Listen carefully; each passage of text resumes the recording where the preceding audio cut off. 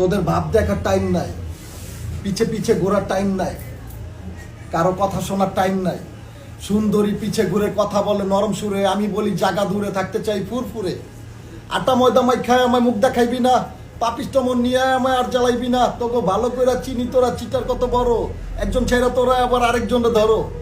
Makeup মেরা জোয়ান সাজো আসলে তুই খালা, ফুরফুরা জীবনে আমি লইব না আর জ্বালায় আমার কাছে আইবি না রে তোরা মর দূরে গিয়া, এই জীবনে আমি তো আর করুম না রে বিয়া। কিছুক্ষণ আগে সাথী বলছিল যে শাকিব খান এই নামটাই হচ্ছে কন্যা রাশি মেবি।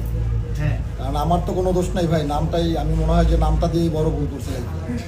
কারণ শাকিব খান আমার বস, আমি বসকে ভালোবেসে ছোটবেলায় আমি বসের মানে ওই স্টাইল, আমার কথাবার্তা ডায়লগ অনেকেই জানেন, আপনারা দেখছেন।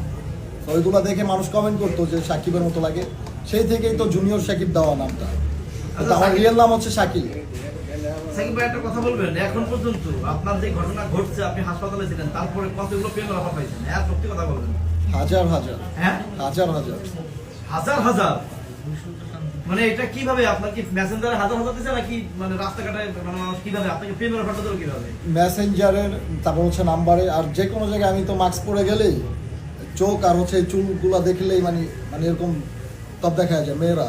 হ্যাঁ, আমি তখন নিচের দিক তাকায় জায়গা জলদি ভাগি এলাকা ছাড়ি। এলাকাকে অ্যাকসেপ্ট করেন? অ্যাকসেপ্ট করা তো সম্ভব না ভাই। তারপরে আপনি তো একটু উদার বলবেন, কতগুলো সম্ভব, কতগুলো সম্ভব? হ্যাঁ, কতগুলো অ্যাকসেপ্ট করা সম্ভব? একটাও না। মানে কারণ আমি আমি আমি আপনারা জানেন যে নারীরা এখন আমাকে দেখে আপনি কি বিরক্ত ভয় পান কিনা এটা জানেন? না না, বিরক্ত বোধ হবে কেন জানেন?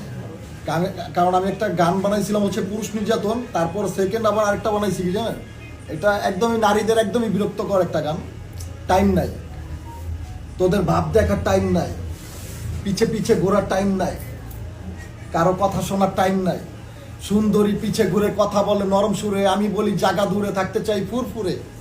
আটা ময়দা মাই খায় আমায় মুখ দেখাইবি না, পাপিষ্ট মন নিয়ে আমায় আর জ্বালাইবি না। তোকে ভালো করে চিনি তোরা চিটার কত বড়, একজন ছেড়া তোরা আবার আরেকজনে ধরো।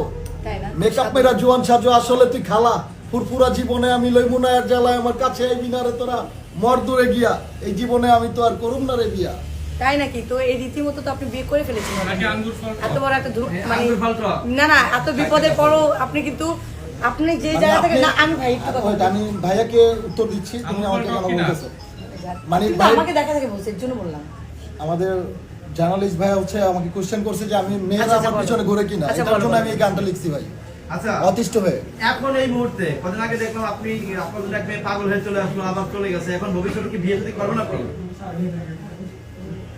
বিয়ে বিয়ে করলে ভাই জানবেন, হ্যাঁ, কারণ মন ভেঙে গেছে তো মনটা জোড়া লাগতে একটু টাইম লাগবে। কারণ কারো ভালো কেউ দেখতে চায় না এই সমাজে।